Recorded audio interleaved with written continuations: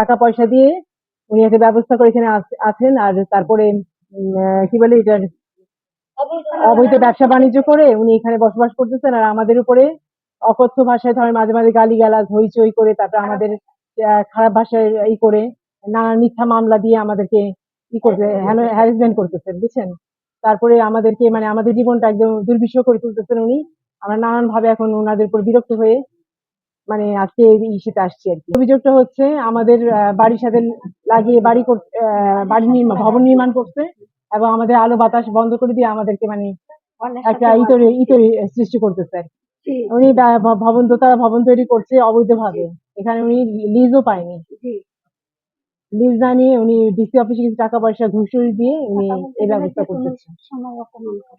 আর নানান ভাবে উনি আমাদেরকে, এটা একতলা ভবন ছিল এবং এখন উনি এটাকে দোতলা করতেছে অবৈধভাবে মেরামত করে আমাদের জানলা দরজা সব বন্ধ করে দিয়ে আমাদেরকে বিভিন্ন ভাবে মিথ্যা মামলা দিয়ে আমাদেরকে মানে বেশ হ্যাস্যন্যস্ত অবস্থা করতেছে আর কি।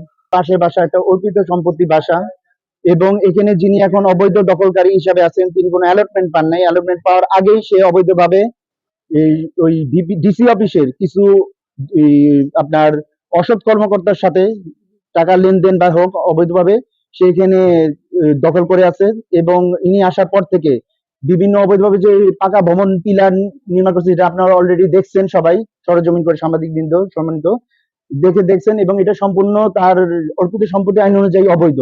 তারপর সে তার গায়ের জোর পেশির জোর দেখায় সেগুলো তুলছে। বাধা দিতে গেলে সে গত বছর আমার উপর প্রচন্ড হামলা চালায়। এই জন্য থানা একটা মামলা প্রক্রিয়াধীন ছিল এবং এটা রানিং করা হয়েছে। এবং সেদিন তার বাসায় একটা ঘটনা ঘটছে, তার বাসায় একটা ভাঙচুরের ঘটনা সে নিজে ঘটাইছে, বা যেটাই হোক সেটা সে পূর্ব শত্রুতা জেরে আমার উপর চাপানো হয়েছে। এবং এই ভুয়া মামলা সে সূত্রপুর থানায় দেওয়ার চেষ্টা করছে। সেখান থেকে সে কোর্টে মামলা দিছে, কোর্ট থেকে সে পিবিআই পর্যন্ত সে মামলা করছে, এবং মামলাগুলোর মাধ্যমে আমাকে যথাযথভাবে হ্যারাসমেন্ট করা হয়েছে। আর আমি একজন সম্মানিত এখানকার এলাকাবাসী নাগরিক হিসেবে বলতে চাই, আমার একজন নিজের ক্যারিয়ার আছে, আমি একটা প্রাইভেট কর্মকর্তা। আমার উপর এইভাবে পুলিশি হ্যারাসমেন্ট এবং এগুলো করার জন্য আমি আপনাদের কাছে সুবিচার চাচ্ছি।